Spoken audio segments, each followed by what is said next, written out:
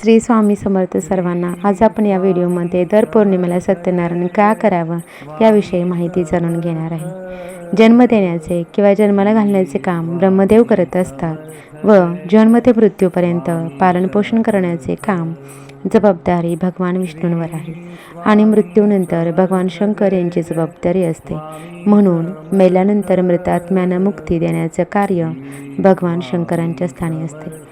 श्री क्षेत्र त्र्यंबकेश्वर या ठिकाणी नारायण नागबली हा विधी केला जातो. आपल्या घरात पुरेसं न पडणे, आर्थिक अडचण येणे, अन्न चविष्ट न लागणे, अन्न खाऊन तृप्ती न होणे, महिनाभर पुरणारे धान्य महिनाभर न पुरता लवकर संपणे, घरात पैसा नको असलेल्या ठिकाणी खर्च करावा लागतो, पैसा घरात आला म्हणजे त्याला वाटाफोटून अनाठाई पैसा खर्च होतो, या सर्व बाबींचे कार्यकारण भाव आपणास समजत नाहीत. असे प्रश्न ज्यावेळेस उद्भवतात येतात त्यावेळेस सत्यनारायण पूजा दर पौर्णिमेला घरच्या घरी करावी. सतत 12 पौर्णिमेनंतर त्या व्यक्तीचे वरील बरेचसे प्रश्न आहेत ते अंशी सुटलेले असतात. बरेच चांगले अनुभव लोकांना आलेले दिसतात. याचे कारण असे की आपण जी सत्यनारायण पूजा करतो ती धान्याची पूजा असते. घरातली माणसे एक विचाराने न राहणे, घरात अन्नधान्य, पैसा, पोरे न पडणे या सर्व गोष्टींचे मूळ आपल्याला या ठिकाणी दिसून येतं. म्हणून आपल्या पूर्वजांनी फार बारीक अभ्यास करून घरच्या घरी पौर्णिमेला सत्यनारायणाची पूजा करण्याची प्रथा याचसाठी घालून दिली आहे. आपल्या घरी असलेले अन्न व धन पालनपोषणाची जबाबदारी भगवान विष्णू यांच्याकडे असल्याने भगवान विष्णूंच्या अधिष्ठानात घरातील धान्य व पैसा सत्यनारायणाच्या पूजेच्या माध्यमातून जर आपण पूजून घेतला तर त्या पैशाचे आणि धान्याचे सर्व दोष नाहीसे होतात. तसेच तो पैसा, धन, धान्य पैशात पैसा टाकल्यास त्याला बरकत राहते.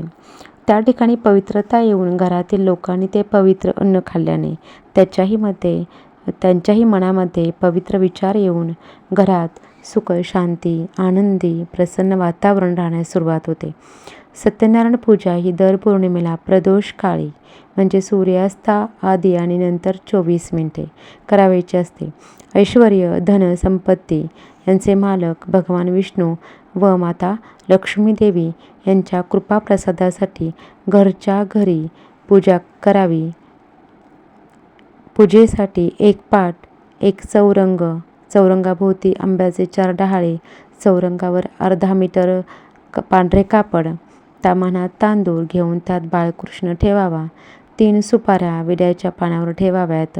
पहिली सुपारी ही गणपतीची, दुसरी कुलदेवतेची, तिसरी वरुण देवतेची.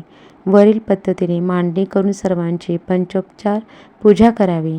नंतर रव्याचा प्रसाद करून नैवेद्य, धूप, दीप दाखवून सत्यनारायणाची पोथी वाचावी. पोथी वाचून झाल्यानंतर अन्नाचा नैवेद्य दाखवावा. आरती करून प्रसाद वाटावा. हा प्रसाद कुटुंबातील व्यक्तींनीच खावा. बाहेरच्या कोणालाही प्रसाद खाऊ नये किंवा देऊ नये. नातेवाईकांना सुद्धा देऊ नये. यानंतर पूजेतील उरलेले गहू, तांदूळ त्या धान्यात टाकावे. यामुळे धान्याचे दोष नाहीसे होऊन ते पवित्र होते. म्हणून दर पौर्णिमेला सत्यनारायण पूजन करावे. या विधीमुळे घरात सुख शांती नांदते, धनधान्य पुरते, आर्थिक स्थिती सुधारते. श्री स्वामी समर्थ.